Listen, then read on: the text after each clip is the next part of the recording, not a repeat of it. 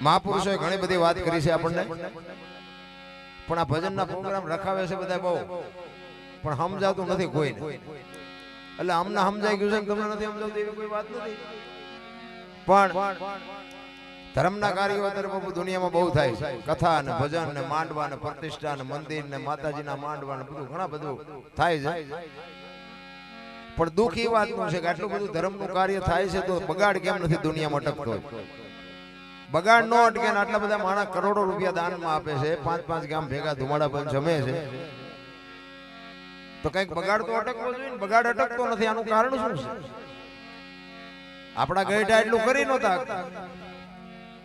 આટલું બધું ધર્મ ને પૂર્ણ થાય છે તો મને એવું લાગે કે આ મને તમને સમજાતું ન હોય તો જ આ બધું થતું હોય. માણસ માણસનો જયારે દુશ્મન બની જાય, માણસ માણસને જો સમજી ન શકે તો પછી આનો મતલબ શું? આ તમે આવડા મોટા ખર્ચા કરતા હોય ને આ જીવનમાં જો આપણને કઈ આમાં એલું કઈ ઉતરે જ નહીં તો એનો મતલબ નથી ને કઈ. એટલે હું તો ભજનનો કલાકાર છું. મારે તો આ બોલતા તો મને નોય હોય ને આવડી. મેં કીધું આ બોલવાનું ચાલુ કરો. મેં કીધું આ ભજનનું જાય બધું ઉપર થઈ, કોઈને સમજાતું નથી. સમજતા હોય 10-20% સમજે, બાકી બધું કહેતા હોય કઈ સમજાતું હોય કઈ, આ બધું ઊંધું ઊંધું હાલતું હોય છે. પણ આ બધું સમજવા માટે બાપુ જરૂર સદગુરુની પડે. આ સદગુરુ વિના તમને આ બધી વાત સમજાય નહીં. કારણ કે આ બધું છે ને ઘી જેવી વસ્તુ છે, મંથન કર્યા વગર કોઈથી કઈ નીકળે નહીં. એમ વાણી વિચાર માગે છે. એમ નામ કોઈ વાણી સમજાય જ નહીં અને એમ નામ બાપુ વાણી ક્યાંય બને નહીં. આના માટે પોતે જાત અનુભવ કરી અને ક્યાં શું પડ્યું છે એનું પરફેક્ટ કરીને મહાપુરુષોએ તમને મને આપ્યું છે. પણ આપણને સમજાતું નથી. સંતો તો રોયા આપણા કે માણા થાવ માણા થાવ માણા થાવ. આટલું બધું ભણતર વધ્યું અને તમે જોવો તો કોઈ મા બાપ રાખવા ગમતા નથી. મારે તો એક જ ભલામણ હોય, મા બાપને હાચવો, કુટુંબ પરિવારમાં એકતા રાખો, વ્યસનથી થોડાક આગાઈ રહો. હું કોઈને કહેતો નથી કથાયું ભાઈ આડો મંદિર બનાવો, એ બધું જ્યાં છે અહીંયા બધું બરોબર છે. મા બાપને જ્યાં સુધી હાચવશું ને ત્યાં સુધી બાપુ કોઈ ગાડું આપણું હાલવાનું નથી.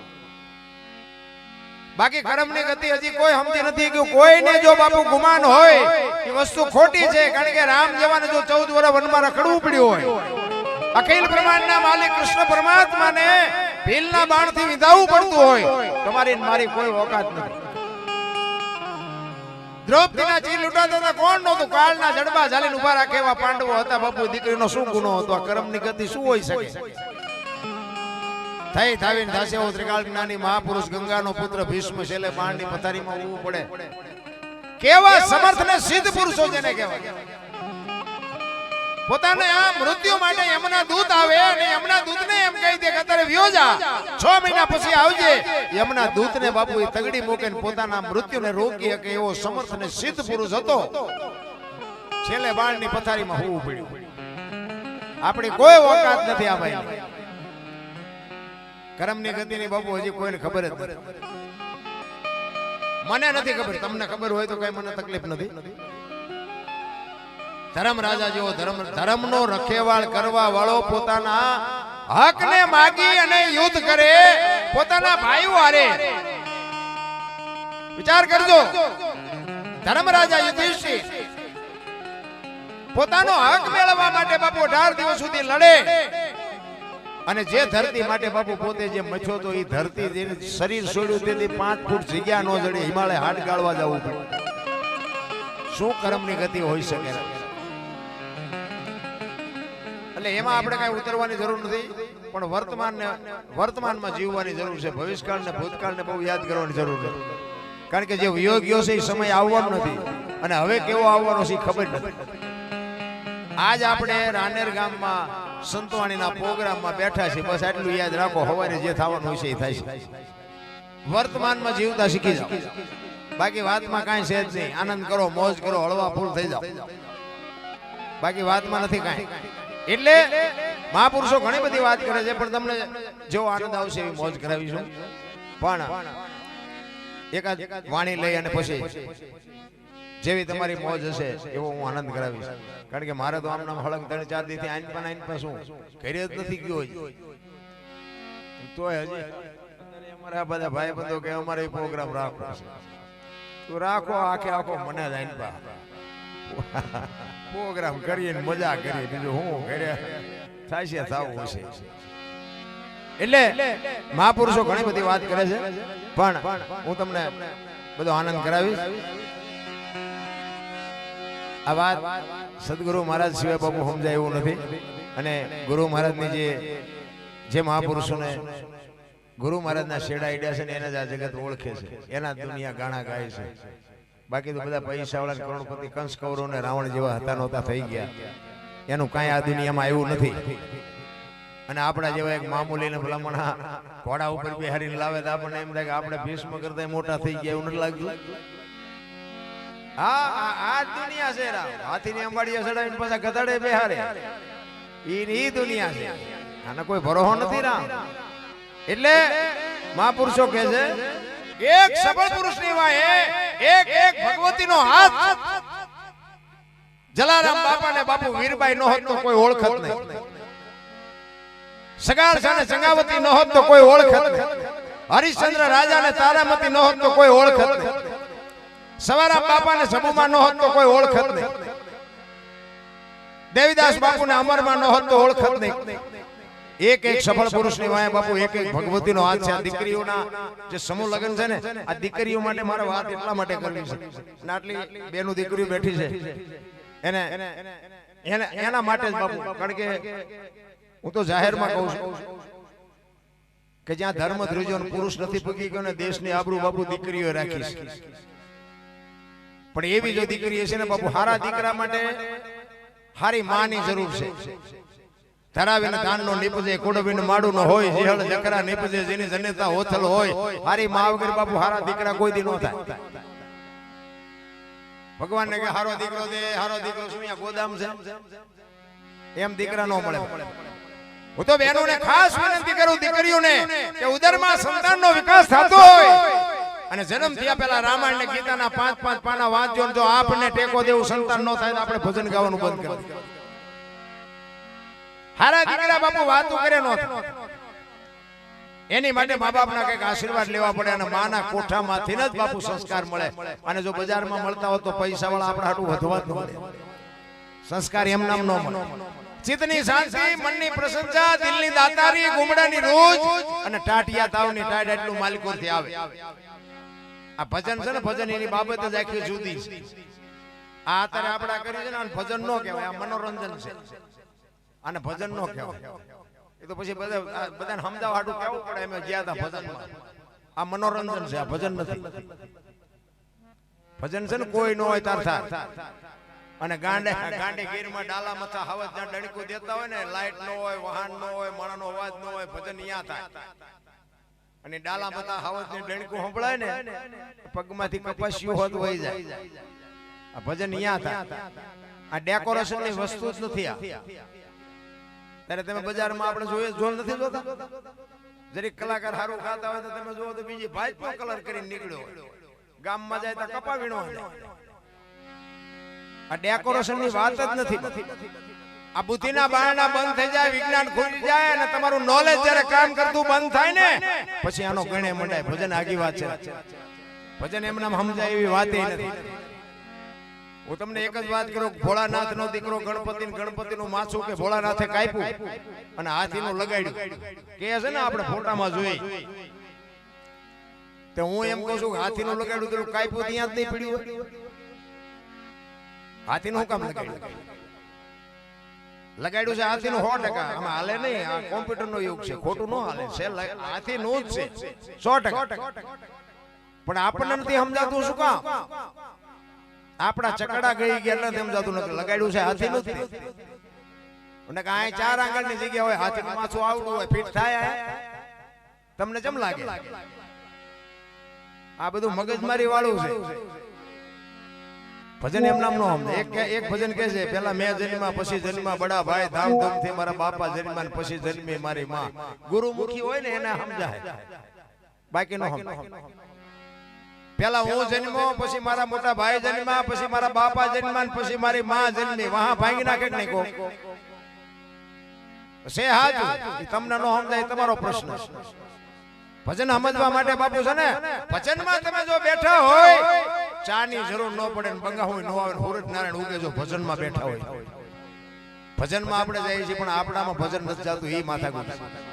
સત્યની માટે બાપુ જે મહાપુરુષો લડ્યા, સત્યની માટે હરિના ભજન કર્યા, ઘર બાર બૈરા છોકરા બધું હતું આપણી જેમ જ હતું, પણ બાપુ દુનિયામાં ટોચે પહોંચી.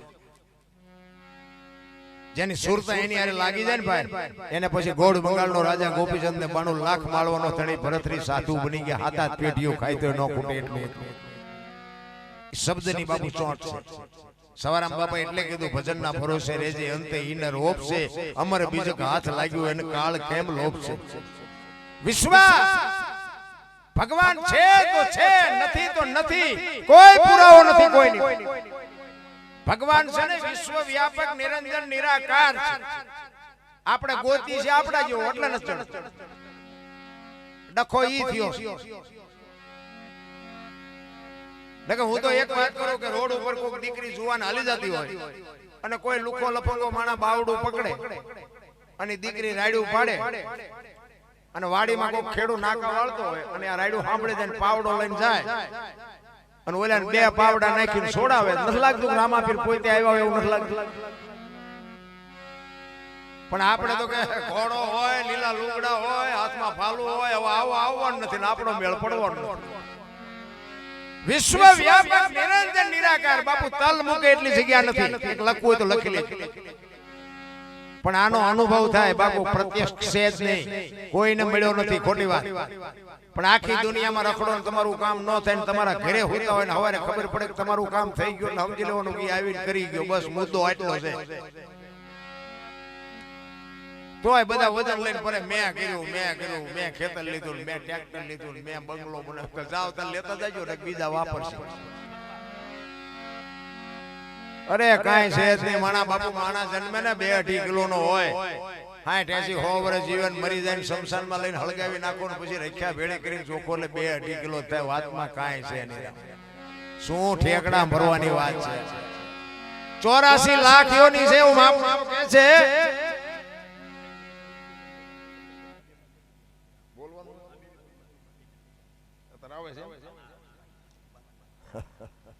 ભરતસિંહજી નસુજી અમદાવાદ બાપુ અને સુરસિંહજી સતરસિંહજી બાપુ અમદાવાદ બે પધારી રહ્યા છે. પધારો, તમારું સ્વાગત.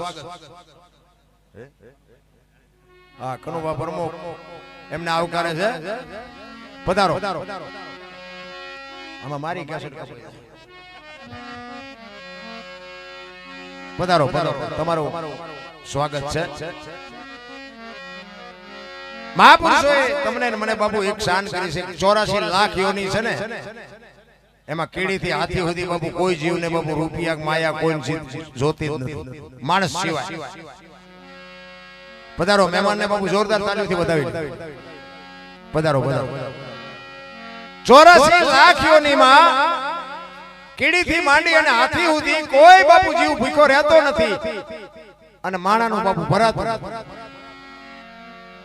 આ તમારી મારી સામે નજરના દાખલા છે. માણા કે છે આપણે લઈ લેવું છે તો ખાવા પીવાને ટાઈટ ને તડકો ને વરસાદ ને આપણને જે જોવે એ બધું જાનવરને જોવે. આપણી જનેતા જેટલો આપણને પ્રેમ કરે ને એટલો જ બાપુ તમામ જીવ પોતાના બચ્ચાને પ્રેમ કરે છે. આપણી માં જેટલો આપણને પ્રેમ કરે, જેટલો માં બાપુ આપણને હૂંફ આપે, એટલી તમામે તમામ જીવ પોતાના બચ્ચાને હૂંફ આપે. તો એમને કઈ જોતું નથી. એમનો કોઈ કુટુંબ પરિવાર ઘર બંગલા નોકરી કારખાના કઈ જોયું જ નથી. અને આપણે જે શેઠો નથી, અમારી પાસે કઈ નથી, મરો કઈ ન. અરે શેઠો જ નથી. આપણા ગઢે ભલામણા હારું લુગડું નથી જોયું, કે હારું જોડું નથી જોયું, તોય જિંદગીમાં હિલોળા કરીને વી ગયા. અત્યારે મૂક્યાનો માર્ગ નથી, પણ બાપુ કોઈને સંતોષ જેવો શેઠો જ નથી. મને તો એમ થાય જીવે એવું આવ્યું. હે છોકરા કાજુ બદામની ઓગટ કરે, બોલો આપણને પારલે નથી. જીવે એવું નથી, પણ એવું ઊંચું કરી નાખ્યું હે ને. પેલા ભેંસું ઊભી ખાતી હતી, માણા બેઠા ખાતા. અત્યારે ભેંસું બેઠી ખાય, માણા ઉભા ખાય. બોલો થાળીઓ લઈને રખડતા, એક પૂરી દઈએ, એક દાળ નાખી. ભિખારી જેવી જિંદગી. આ પાછા કહે છે કે વિજ્ઞાનની હરણફાળ છે. શું હોળી હરણફાળ છે? આ વિજ્ઞાનની હરણફાળ છે. ઓલા તો બિહારી જમાડે બાપુ બાવડા ચાલે ચાલે આખા લાડવા મોઢામાં ભરાઈ દે. અરે મારા બાપ તું તો મારો મહેમાન છે. અત્યારે તમે જુઓ તો અમે તો જઈને આપણે એમ થાય નકરો સાંડલો કરાવીને વ્યા જઈએ ઘરે ખાઈ લઈશ.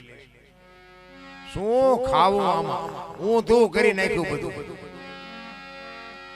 ચોખ્ખું ઘી બજારમાં નથી ખપતું, દારૂ બાવળિયામાં ખપી જાય. 2 લીટરના પીપડા બોલો ખપી જાય.